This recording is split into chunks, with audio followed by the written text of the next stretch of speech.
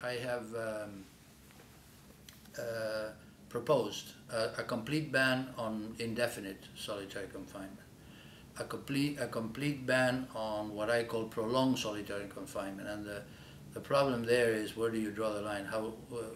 When is it prolonged? You know, and I more or less arbitrarily, but based on the scientific evidence, propose a maximum of 15 days, and beyond that it would be prolonged.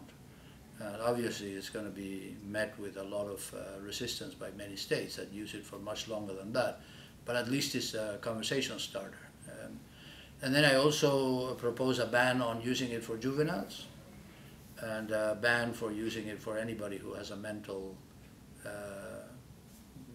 handicap or disadvantage. The special rapporteurs like me, you know, technically we have jurisdiction, if you will, over 193 countries. But the downside of that is that whatever we say is not binding. The states are not obligated to follow what we say, including grant us prison visits or visits to the territory.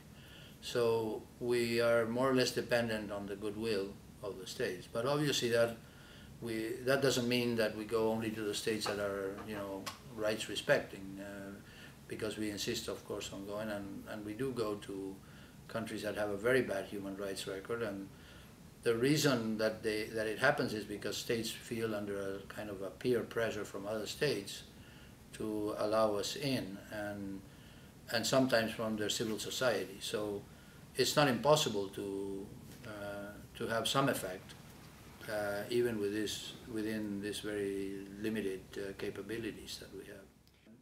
In the first place, that this is impressionistic, but my sense is that solitary confinement is being used more and more around the world, and is being used for different purposes, and for a variety of purposes, and with different authorities. And on the other hand, I also found that the international law basically prohibits pain and suffering that amounts to cruel, inhuman, and degrading treatment or torture, but it doesn't say anything about solitary confinement. And therefore, I thought that this was the ideal topic in which we should start a discussion about under what conditions solitary confinement really reaches that level of pain and suffering that becomes prohibited by international law, and how do we do, what do we do to prevent it.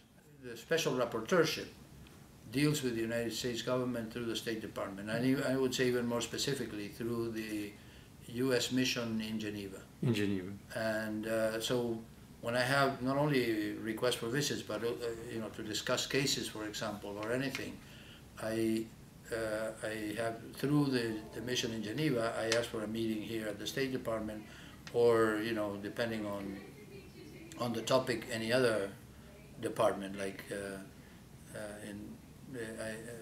on Guantanamo, it's a Pentagon, so I have to go through the Defense Department.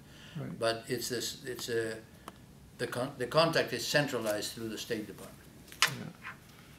Is there any one office there that deals with this? You know, the State Department? Yeah.